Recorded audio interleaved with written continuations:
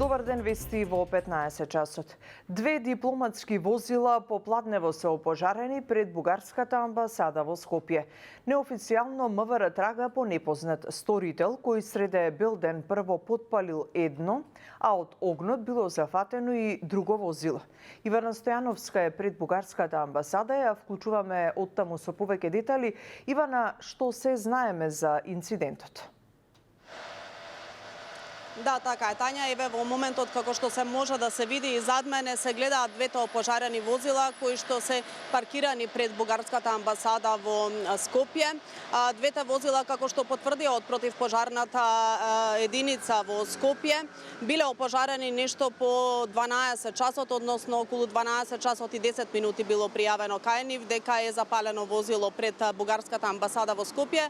Станува збор за две возила со дипломатски таблички.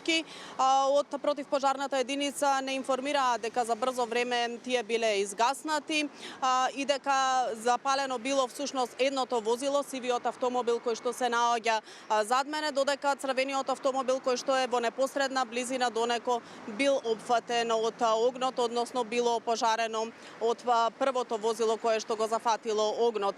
Да слушнеме, предлагам, во продолжение изјавата од противпожарната единица во Скопје околу тоа како настанал пожарот и за колку време бил изгаснат, додека од МВР за сега нема официјални информации за случајот.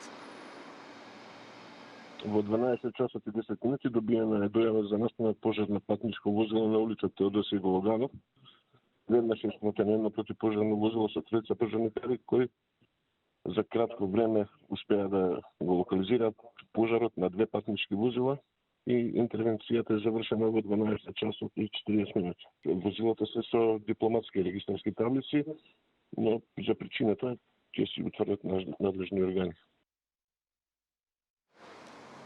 Дека двете опожарени возила се со дипломатски таблички ни потврдија и од бугарската амбасада во Скопје.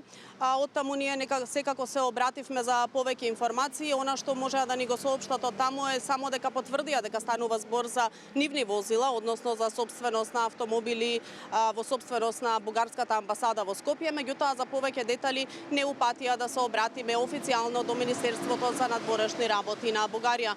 Но досега оттаму нема некои информации, односно некаква реакција по однос на овој случај. Како што споменав и претходно, од МВР за сега нема официјални информации, меѓутоа неофицијално веќе дел од порталите објавија дека опожарувањето настанало, односно дека пожарот го предизвикало непознато лице, непознат сторител. Станувало збор според нив неофицијално за млад скопјанец кој што го полеал сивото возило со запаллива течност, го запалил и од него се било опожарено, односно било зафатено и возилото кое што е паркирано во непосредна близина до него.